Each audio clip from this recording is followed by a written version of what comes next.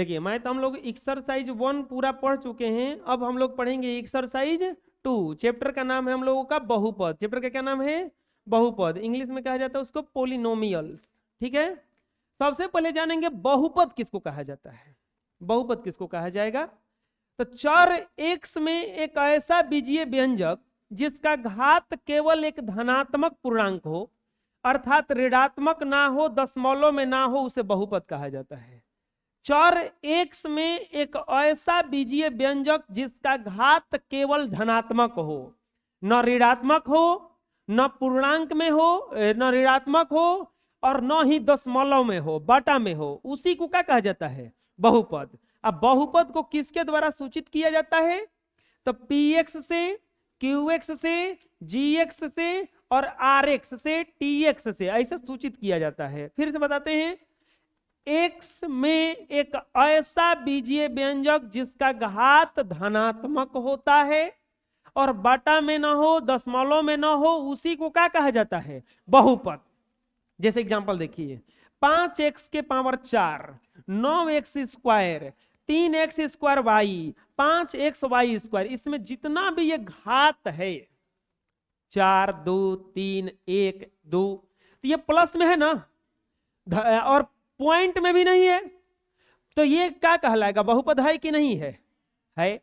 अब इसमें देखते हैं, 5x, 4x वाई, 9x के पावर -5, 10x के पावर 10, ये माइनस में है ना, ये जैसे ही देखिए माइनस, आप मत कहिए उसे बहुपद है, आप माइनस हो जाएगा, ये कट जाएगा, ये बहुपद नहीं है। चुनाव चल रहा है ना, चुनाव में जैसे देखिए कमल छाप वहीं दबाइए बटा माप, ऐसा आता है को। बटा में भी नहीं होना चाहिए, बटा में होना भी चाहिए तो पूरा पूरा कटने वाला। चलो बताओ ये बहुपद है कि नहीं है? है, क्योंकि बटा तो दिया लेकिन कट जाएगा।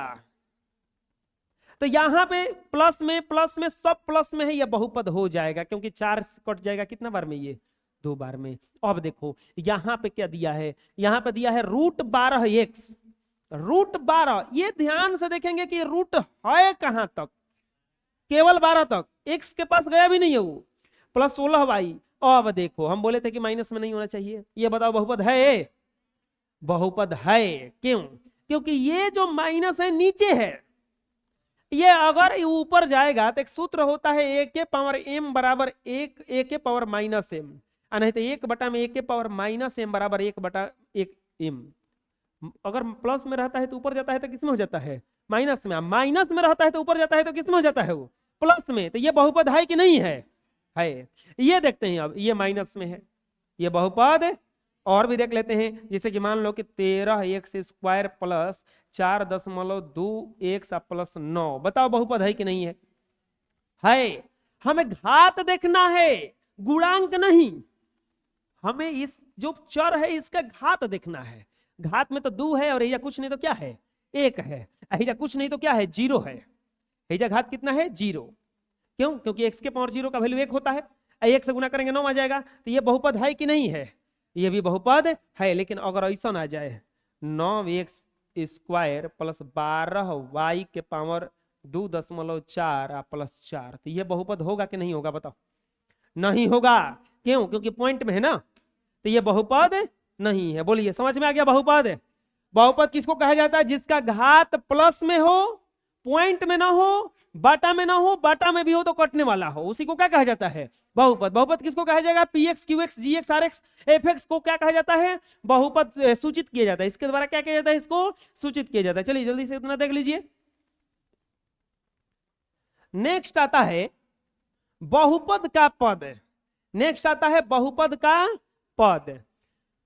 यदि a0, a1, a2, a3, a4, a5 dot dot an कोई अचर राशि, अचर राशि किसको कहा जाता है? जिसका वैल्यू नहीं बदलता है।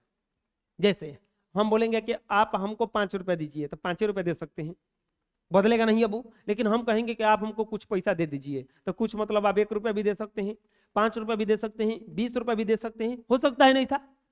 लेकिन अगर तो अचर पद, अगर ये सब अचर पद हो और ये वाला हो चर राशि, जो राशि बदल जाता है उसे चर राशि कहा जाता है, जो राशि बदल जाता है उसे कौन सा राशि कहा जाता है?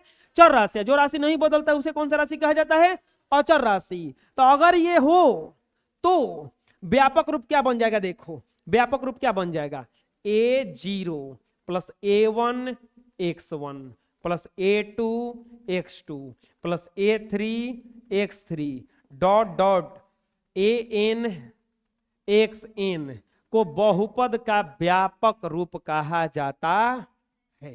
यही क्या हो गया? बहुपद का व्यापक रूप, जहां a1 a2 a3 a4 a5 dot dot an बहुपद का कोची है? गुणांक। बहुपद का क्या है? गुणांक। x1 x2 x3 x4 x5 dot dot xn क्या है? चर। तो बोलो कि गुणांक कहा गया, वो कहलाता है, चलो बताते हैं गुणांक क्या कहलाता है। यदि a0 a1 x1 a2 x2 a3 x3 a4 x4 dot dot an xn कोई बहुपद हो, तो जो ये a0 a1 a2 a3 a4 a5 dot dot an है, इसी को कहा जाता है बहुपद का गुणांक। नहीं बुझाया? देखो बताते हैं, घबराने का बात नहीं है। यहाँ पे मान लो रहेगा एग्जाम्पल में 3x square plus 4y square plus 5, बोलेगा कि बताओ x स्क्वायर का गुणांक कितना है? तो 3, y स्क्वायर का गुणांक कितना है? 4। तो ये जो 3 और 4 है ये बहुपद का क्या है? गुणांक। चर के साथ में जो अंकवा बैठल रहता है, चर के साथ में जो अंकवा बैठल रहता है उसी को कहा जाता है बहुपद का गुणांक। उसी को क्या कहा जाता है? बहुपद का गुणांक। समझ में आ जाएगा? अगर ये सब बहुपद है, इसमें कोई पूछेगा कि बहुपद का गुणांक, लिखेंगे एक्स स्क्वायर का गुणांक, एक्स स्क्वायर का गुणांक तो क्या हो जाएगा? 3, और वाई स्क्वायर का गुणांक, वाई स्क्वायर का गुणांक क्या हो जाएगा? देखो हमें बहुपद पहचानने के लिए गुणांक नहीं देखना है, घात देखना है। गुणांक नहीं देखना है, क्या देखना है? घात। घात प्लस में होना चाहिए, माइनस में नहीं होना चाहिए, पॉइंट में नहीं होना चाहिए, बाटा में भी हो तो कटने वाला होना चाहिए, बाटा में भी हो तो कटने वाला होना चाहिए। समझ में आ जाएगा? चलिए जल्दी से इतना उतारिए।